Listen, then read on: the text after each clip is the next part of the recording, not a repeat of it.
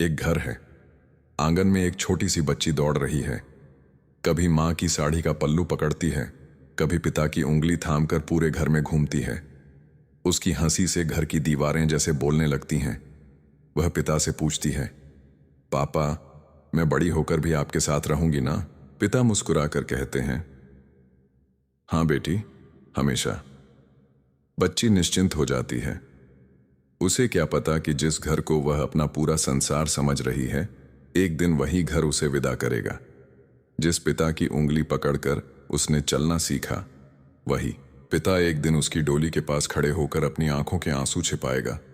जिस माँ की गोद में उसने अपना बचपन बिताया, वही माँ एक दिन उसके कपड़े समेटते हुए बार बार कमरे से बाहर जाएगी ताकि बेटी उसके आंसू न देख सके। और सबसे बड़ा प्रश्न यही है, आखिर बेटी को ही क्यों जाना पड़ता है? क्या बेटी सच में पराई होती है, या फिर इस शब्द के पीछे जीवन का कोई ऐसा गहरा रहस्य छिपा है जिसे हम समझ ही नहीं पाए? आज की यह कथा इसी रहस्य की यात्रा है। यह केवल बेटी की विदाई की कहानी नहीं है, यह उस प्रेम की कहानी है जो अपना होते हुए भी अधिकार नहीं मांगता। यह उस पिता की कहानी है जो अपनी बेटी को जिंदगी भर संभालता है, लेकिन अंत में उसे मुक्त करना सीखता है। और यह उस सत्य की कहानी है जिसे ऋषि अष्टावक्र जी की दृष्टि से देखें तो शायद पराया शब्द का अर्थ ही बदल जाए। पराई कौन है? वीडियो को अंत तक जरूर देखिए, क्योंकि इस कहानी का असली रहस्य आखिरी तक सामने आएगा। महल के विशाल प्रांगण में पक्षियों की आवाजें गूंज रही थीं। सूर्य की पहली किरणें राजमहल की दीवारों को छू रही थीं। राजा जनक गहरे चिंतन में बैठे थे। उनके सामने संसार के अनेक प्रश्न थे, लेकिन उस दिन उनके मन में एक प्रश्न सबसे अधिक भारी था। उन्होंने धीरे से कहा, ऋषि अष्टावक्र जी, संसार में एक बात मुझे कभी समझ नहीं आई। सामने बैठे ज्ञानी ने उनकी ओर देखा। पूछिए राजन। जनक बोले, बेटी को लोग पराया धन क्यों कहते हैं? कुछ क्षण मौन रहा, फिर बोले, जिसे माता अपने रक्त से सींचती है, जिसे पिता अपने जीवन से पालता है, जिसके बचपन में पूरा घर अपना सुख भूल जाता है, उसे एक दिन क्यों कहा जाता है कि अब यह घर उसका नहीं रहा? क्या जन्म देने वाला घर उसका नहीं?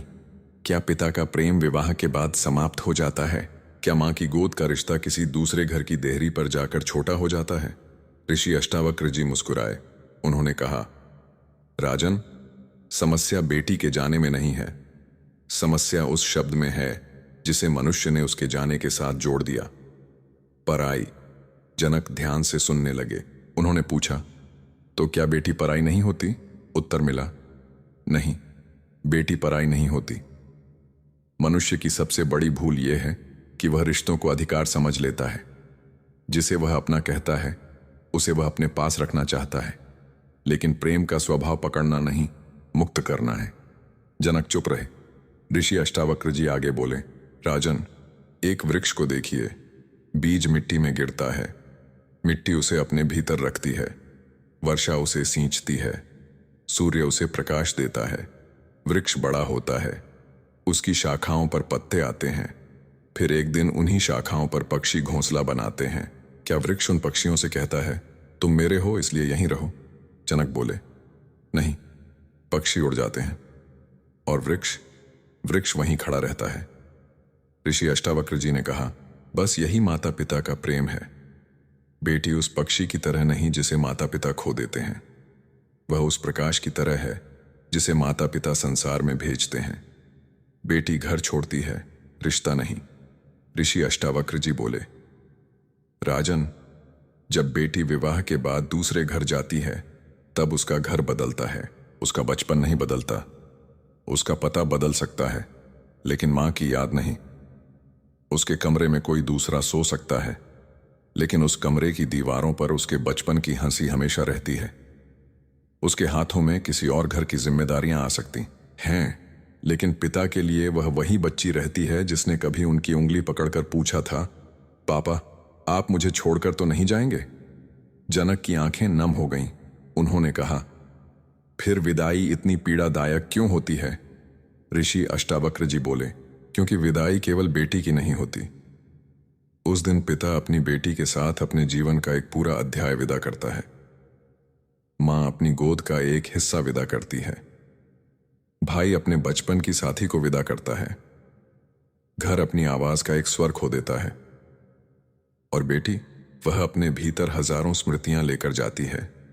यही कारण है कि विदाई के समय सबसे कठोर व्यक्ति की आंखें भी भर आती हैं, क्योंकि वहां कोई रिश्ता खत्म नहीं हो रहा होता, वहां केवल रिश्ते का रूप बदल रहा होता है। पिता बेटी से सबसे बड़ा झूठ कब बोलता है? कभी किसी पिता को बेटी की विदाई के समय ध्यान से देखिए, वह बार बार कहेगा, बेटी रोना मत, लेकिन उसकी अपनी आंखें लाल होंगी।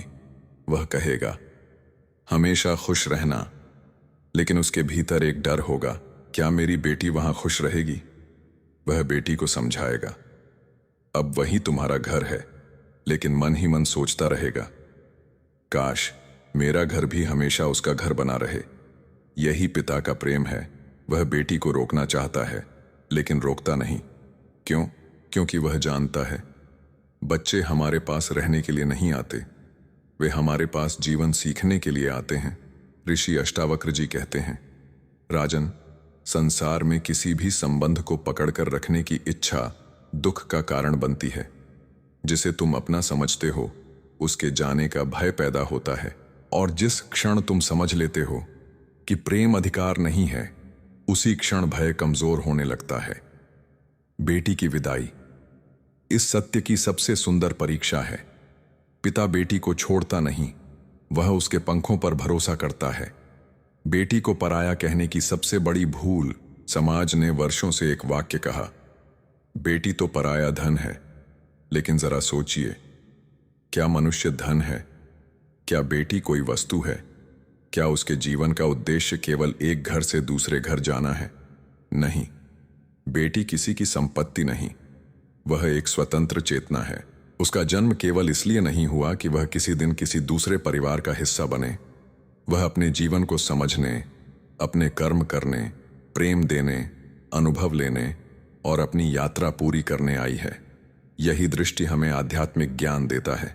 ऋषि अष्टावक्र जी की शिक्षा का मूल यही है कि मनुष्य अपने शरीर, नाम और रिश्तों से आगे अपनी वास्तविक सत्ता को पहचाने। आज बेटी है, कल मां होगी, कभी बहन होगी, किसी के लिए पत्नी होगी, किसी की मित्र होगी, लेकिन इन सभी भूमिकाओं के पीछे एक चेतना है। वह चेतना किसी घर की संपत्ति नहीं। इसलिए पराई कहना केवल सामाजिक भाषा है, सत्य नहीं। सत्य यह है, बेटी घर बदलती है, अस्तित्व नहीं। वह छोटी बच्ची याद है, एक दृश्य की कल्पना कीजिए। बेटी बहुत छोटी है, रात में डर कर मां के पास आ जाती है, कहती है, मां मुझे डर लग रहा है। मां उसे अपने पास सुला लेती है। कुछ वर्षों बाद वही बच्ची स्कूल जाती है। पिता उसे सड़क तक छोड़ने जाते हैं। वह पीछे मुड़कर हाथ हिलाती है। कुछ साल और गुजरते हैं, वही बच्ची कॉलेज जाती है। अब पिता उसे हर जगह छोड़ने नहीं जाते। वह खुद रास्ता पहचानती है, फिर नौकरी, फिर विवाह और फिर विदाई। समय ने एक ही बच्ची को धीरे धीरे इतना बदल दिया कि माता पिता को पता ही नहीं चला कि कब उनकी छोटी सी गुड़िया जीवन की जिम्मेदारियों वाली स्त्री बन गई। यही जीवन है। समय किसी को रोकता नहीं, इसीलिए बेटी को रोकना संभव नहीं, लेकिन उसकी स्मृतियों को कोई विदा नहीं कर सकता। पिता चाहे कितना भी मजबूत हो, बेटी के जाने के बाद उसके कमरे के सामने से गुजरते समय एक पल के लिए जरूर रुकेगा।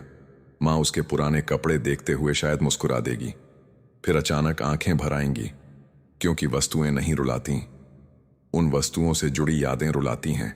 बेटी की विदाई में सबसे ज्यादा कौन रोता है? लोग अक्सर कहते हैं, मां तो रोएगी ही, लेकिन कभी पिता की आंखों को देखना, वह शायद सबसे कम रोएगा, क्योंकि उसे बचपन से सिखाया गया है कि पुरुष रोते नहीं। लेकिन बेटी की विदाई में उसके भीतर वर्षों का प्रेम एक साथ उमड़ता है। वह बेटी के सिर पर हाथ रखकर केवल इतना कह पाता है, खुश रहना। कितना छोटा वाक्य है, लेकिन उस एक वाक्य के भीतर कितनी प्रार्थनाएं छिपी होती हैं।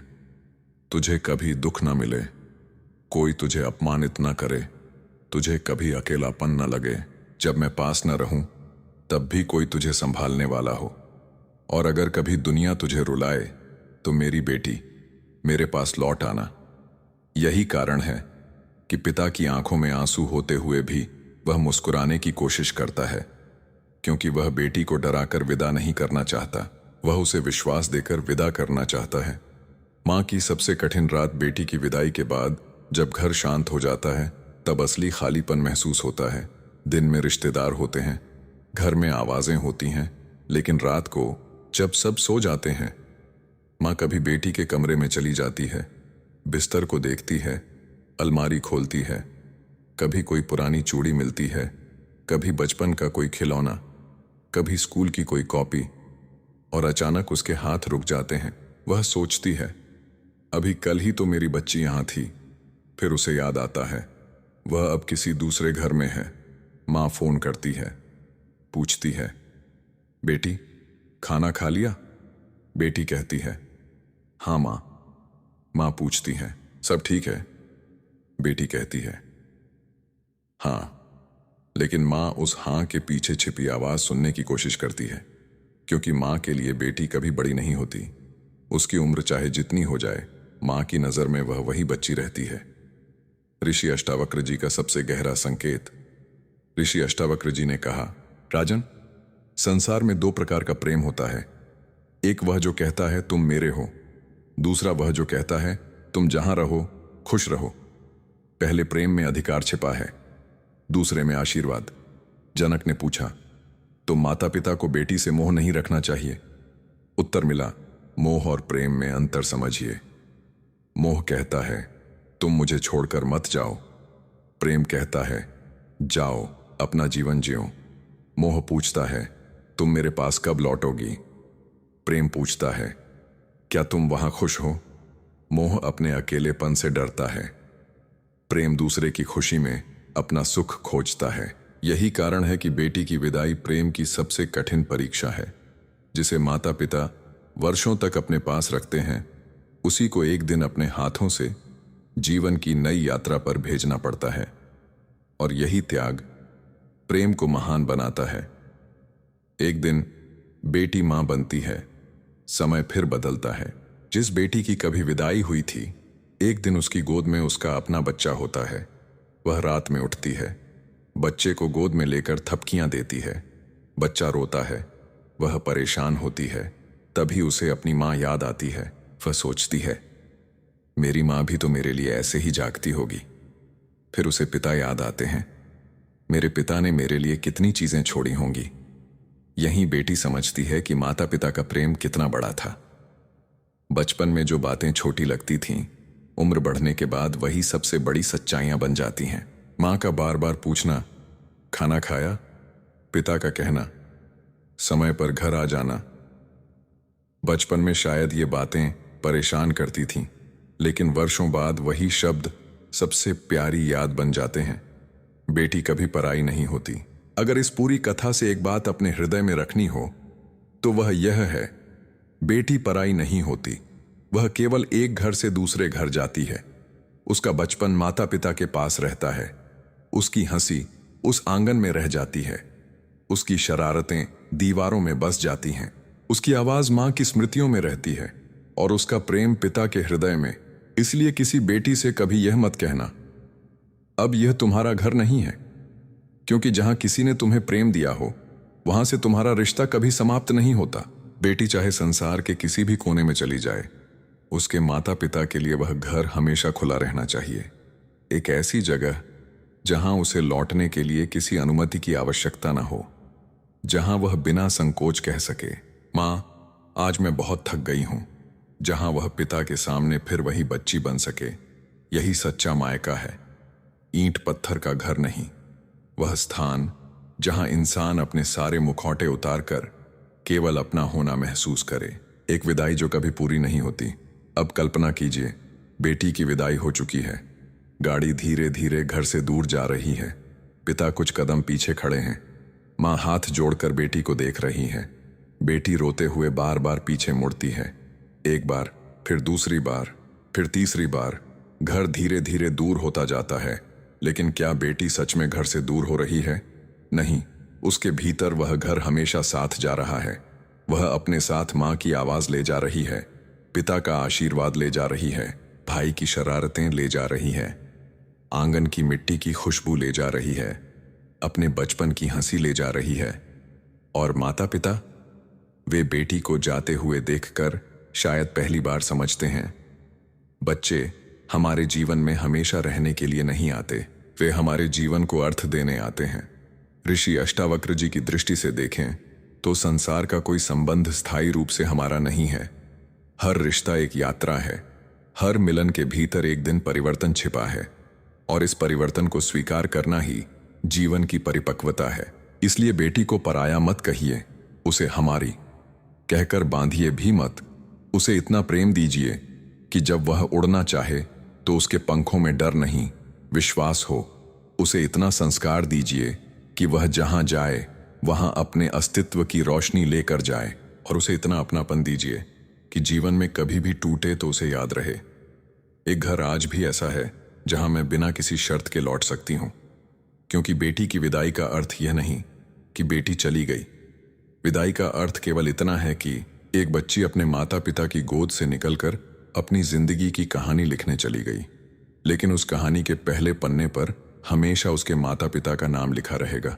और आखिरी बात, अगर आपके घर में बेटी है तो आज उसे एक बार गले लगाइए।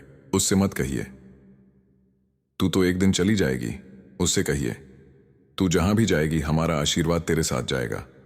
अगर आपकी बेटी दूर रहती है तो आज उसे फोन कीजिए, सिर्फ इतना पूछिए, बेटी खुश है ना। कभी कभी रिश्तों को बचाने के लिए बड़े शब्दों की जरूरत नहीं होती। एक छोटा सा फोन, एक सच्ची आवाज और एक वाक्य, बेटी यह घर आज भी तेरा है। शायद इतना सुनकर किसी बेटी की आंखों से भी आंसू निकल आए, और शायद किसी पिता को भी यह एहसास हो जाए कि उसने बेटी को खोया नहीं है। उसने तो अपनी परवरिश को दुनिया के एक नए कोने में भेजा है। इसीलिए बेटी पराई नहीं होती। पराई तो केवल वह देहरी होती है जहां से वह जाती है। बेटी वह तो माता पिता के हृदय में हमेशा रहती है, और शायद यही जीवन का सबसे सुंदर रहस्य है। रिश्ते दूरी से नहीं टूटते, अधिकार से टूटते हैं। प्रेम दूरी से कम नहीं होता, बल्कि सच्चा प्रेम दूरी के बाद भी जीवित रहता है। यही संदेश हमें आत्मज्ञान की उस दृष्टि तक ले जाता है जहां मेरा और तेरा धीरे धीरे मिटने लगता है और केवल प्रेम शेष रह जाता है। अगर यह कथा आपके हृदय तक पहुंची हो तो इसे उस बेटी तक जरूर पहुंचाइए जो अपने माता पिता से दूर है, और उस पिता तक भी जो अपनी बेटी की विदाई के बाद चुपचाप उसकी तस्वीर देखता है, उस माँ तक भी जो आज भी बेटी के फोन का इंतजार करती है। क्योंकि कुछ रिश्ते बोलते नहीं, बस आंखों में दिखाई देते हैं, और बेटी का रिश्ता उन्हीं में से एक है। आप देख रहे हैं वेदचेतास। अगर यह कथा आपके मन को छू गई हो तो वीडियो को लाइक करें, अपने प्रियजनों के साथ शेयर करें, और वेदचेतास को सब्सक्राइब जरूर करें। अपनी बेटी के लिए एक शब्द लिखिए, हमेशा खुश रहो। क्योंकि यहां हम केवल कथाएं नहीं सुनाते, हम उन रिश्तों के भीतर छिपे सत्य को समझने की कोशिश करते हैं जिन्हें जीवन की भाग दौड़ में हम अक्सर भूल जाते हैं। बेटी पराई नहीं होती, वह बस एक दिन अपनी नई दुनिया बसाने चली जाती है, लेकिन माँ बाप के हृदय में उसका घर कभी खाली नहीं होता। जिसके घर में बेटी है वह कमेंट में सिर्फ मेरी बेटी लिखें।